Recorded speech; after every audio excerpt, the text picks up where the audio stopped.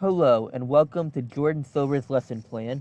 Today I'll be discussing the Boston Tea Party, a small part in history that had some big effects in the future.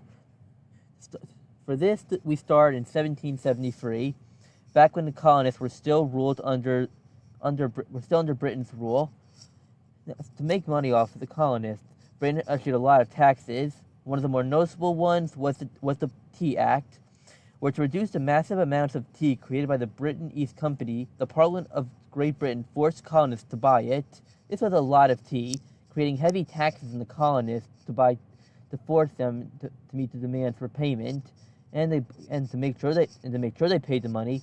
Britain wouldn't allow the colonists to purchase tea from any other countries. So, with this Tea Act, the leaders met in secret to discuss a plan to stop this horrible act. Sons of Liberty came up with a plan, strange yet not crazy that it had a chance of working. And this event transpired what we know today as the Boston Tea Party. On the night of December 16th, 1773, 50 men snuck onto the Boston ships, dressed as Mohawk Indians, to dump the tea into Boston Harbor. By dressing up as Indians, they figured Britain couldn't blame the colonists for what had happened, and it worked. Sort of. Over 340 boxes of tea were dumped into the Boston Harbor.